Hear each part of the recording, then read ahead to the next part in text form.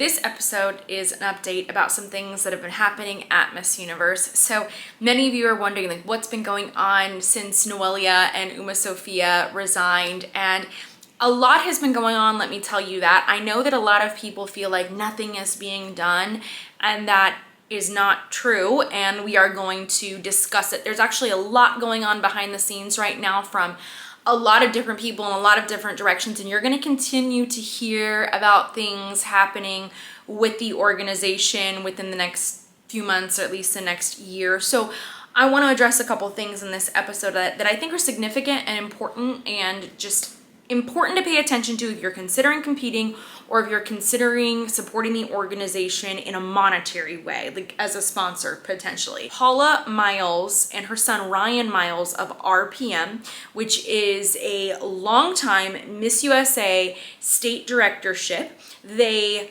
directed North Carolina, South Carolina, Alabama, and Louisiana. Paula has been a director in the USA organization for 45 years. She has had 250 title holders. She has had 1 Miss Universe win, 7 Miss USAs, 4 Miss Teen USAs, and 1 Miss World. So that right there is quite a legacy. Paula shared her farewell video as a director at one of her state pageants, and there were some important things in there that we're going to talk about. So I'm going to just pull some quotes. But all good things come to an end. My mentor and friend, Marilyn Seitz, a former Miss USA director, always told me you will know when the time is right to leave. On August 8th, 2023, I knew that day had arrived. But being a family of integrity and commitment, Ryan and I quietly fought for what we believed in and for the right to fulfill the commitment to the young women that we had promised a 2024 pageant. But a life's passion should never be a battle.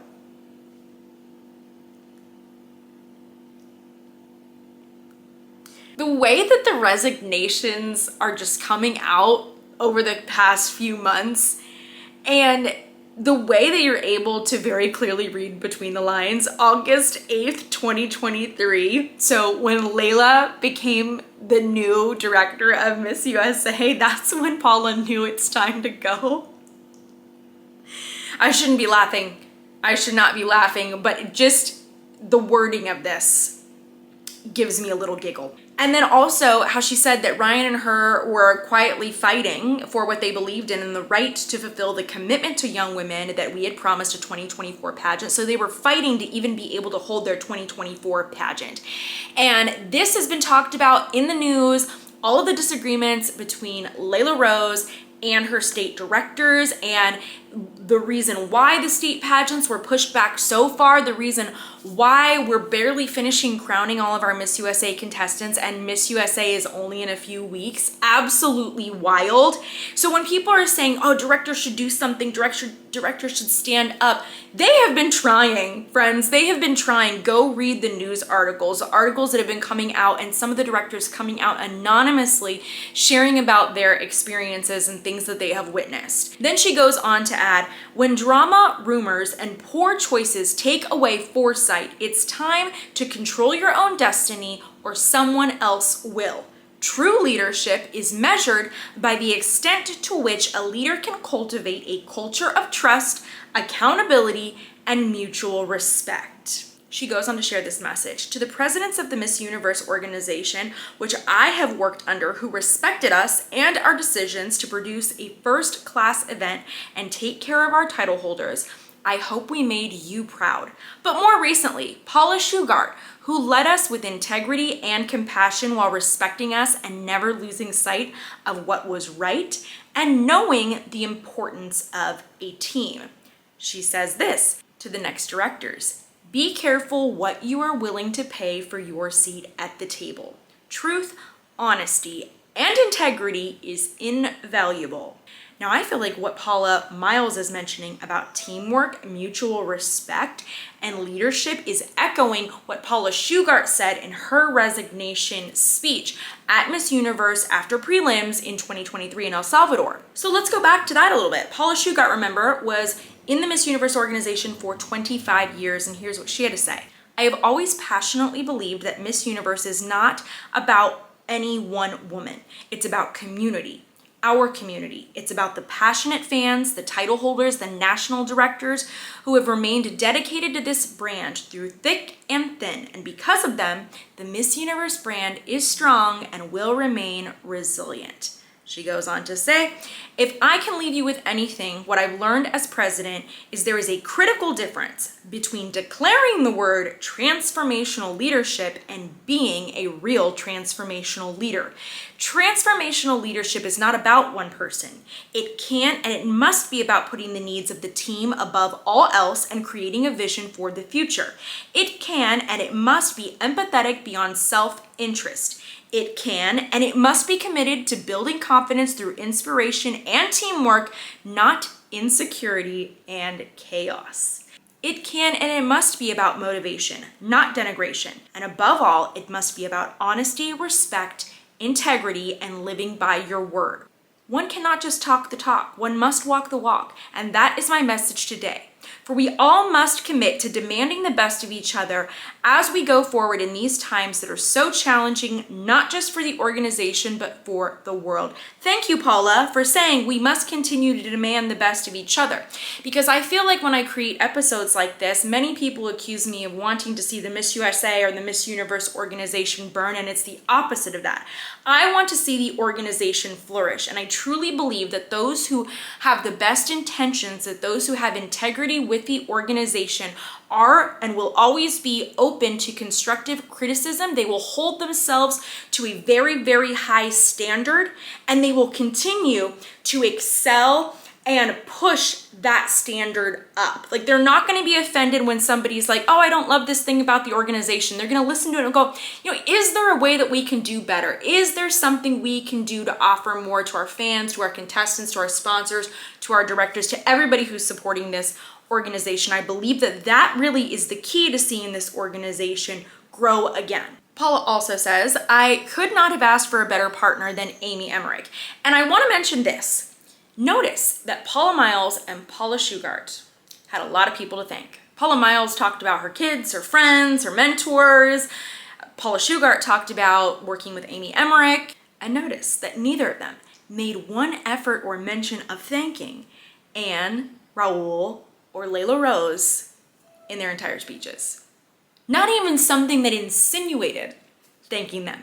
And I feel like that speaks volumes. There are just too many things being overlooked in the organization right now. Sure, the typo on the Miss USA website of contestants has been corrected to delegates right after my episode. Actually, within about 30 minutes of posting the episode, it was changed like that. But I didn't realize I would have to point out the exact same typo on the Miss Teen USA website. Also, look at the Miss USA promo that's all over Instagram. Who in the world greenlighted it? As far as I know, the last two standing at Miss USA right now are Jordan and Layla Rose. So somebody out of a very small group greenlighted this year's Miss USA promo reel that is all over social media. And it should not have been approved for two reasons. One reason I am not going to show or even talk about on this channel, but you can go check it out for yourself. And the other reason is because there is a crowning moment of Miss America in the Miss USA promo reel. I can't even make this up. I am not even making this up. This is not what I want to see for the organization, and these little things cannot continue to be overlooked. What is happening? And it's not just at USA, I'm learning. Now, a lot of people have been wondering, well, with all of these changes in the Miss USA organization, how can we continue to let these things happen? I feel like the answer to that lies in the international leadership of the pageant organization. Months ago, I did an episode, and that episode was about the leaked video from the Miss Universe organization meeting that happened months back. In that episode, I was clear that this was an alleged video, that it had not been clearly stated or vetted whether this video was real or not, or whether it was altered, all those different things. There were claims that it was AI, all of this stuff. This week, Yahoo News released an article about this, and I'm gonna link this article in the description of this episode. You need to check it out, it's a great read.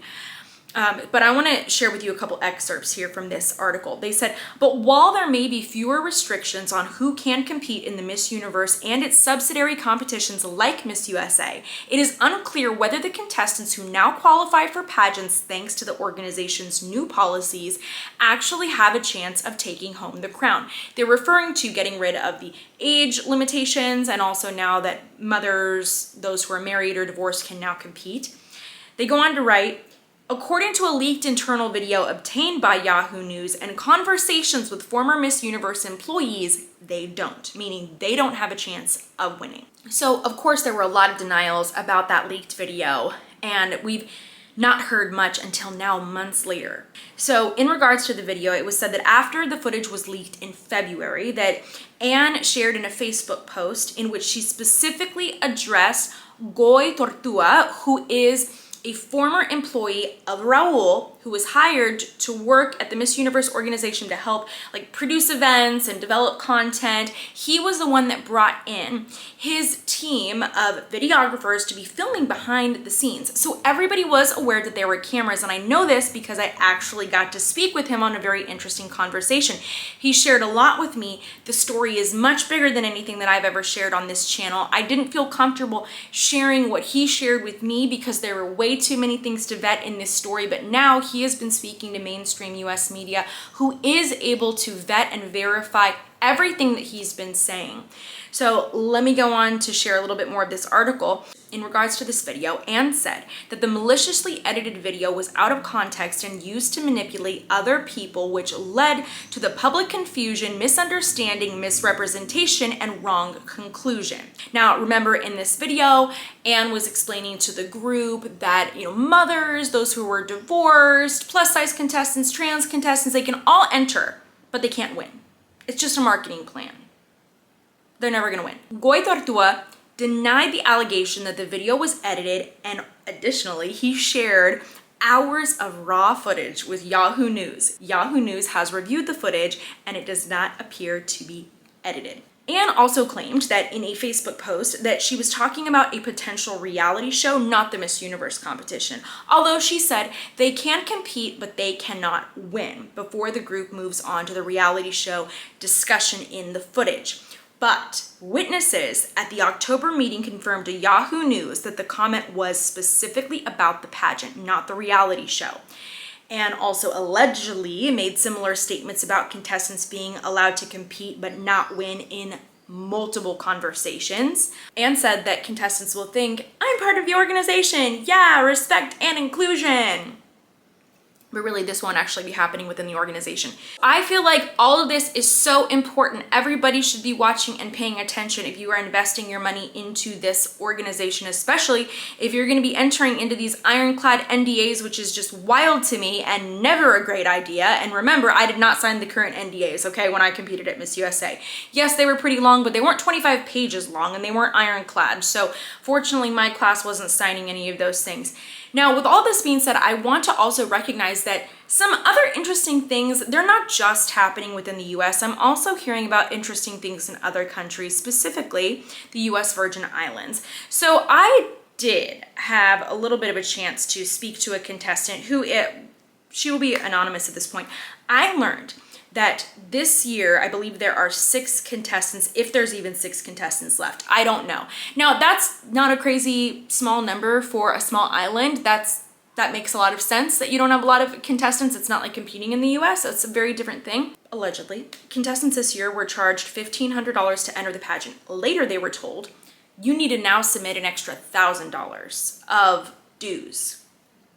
What are the dues for? We have no idea, no clear answer. Then in addition to that, and this to me was way out of the norm, after you already submitted this money, now you owe either $4,500 in ad sales or you need to sell 100 tickets. I do not know contestants who can sell 100 tickets. What kind of production is this gonna be? Look, I know it would be nice to have the biggest and the best productions, but if you're on a small island, sometimes you gotta cut your costs until you grow your pageant, until you have more interest and more sponsors and more contestants. Like, the contestants shouldn't be footing this bill. It doesn't make any sense. That is such a financial hardship. And also, allegedly, now this is very similar to Noelia, the reigning Miss Universe Virgin Islands was supposed to receive a Jeep and hasn't. And her reign has almost come to an end. Don't know when that's coming. I also heard about some things that were happening at appearances. And I don't want to get into the specifics of all of this. I think that this will probably be talked about later, or maybe I'll have the opportunity to share more about this. There were contestants at an appearance waiting 3 hours in the heat to be picked up by their transportation. Like, they were told where to be for an appearance. They got there and they were kind of in this remote area. There was no shade, no water, no food, no snacks, no nothing. We're talking 90-degree island heat. These contestants had nowhere to go. I've heard that there's also other similar things going on at other appearances for the contestants at US Virgin Islands. So this, to me, it's negligent. It is irresponsible. It is not the way that pageants should be run. But I just want to share a little bit of that because people are like, oh my gosh, you keep making these episodes about USA. And I'm like, well, this is what I'm learning. But now I'm learning that things that are off at Miss USA, things that aren't the norm, also are happening at other national pageants. So when people are asking, well, why isn't anything being done? It's not quite that nothing's being done, and it's not really that nobody's speaking out or nobody's trying to. It's more so, I believe, at the international level that they're not addressing it. And I feel like they're not addressing it because of Anne's bankruptcy, the financial issues there, planning another international pageant, maybe signing up new franchises, getting rid of old ones, whatever it is. Like, there's a lot going on logistically. Also, moving your offices from New York to Thailand, hiring and firing people. That is a lot to be dealing with. And so when you have a lot going on at your international level, you don't even want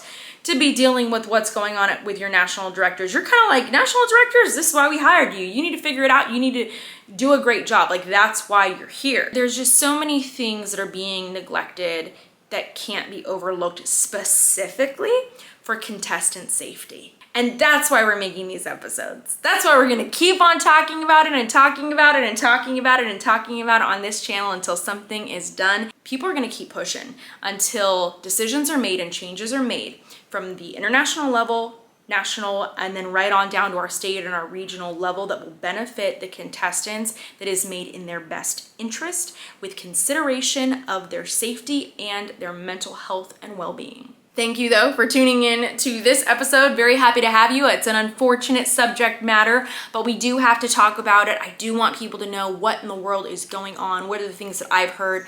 I've heard a lot more than I can share in this episode, and as always, as soon as I can share, as soon as it makes sense to share, then I will, to keep you as updated as possible. But until then, please stay tuned and look out for the next episode. I appreciate you being here. I'll see you very soon.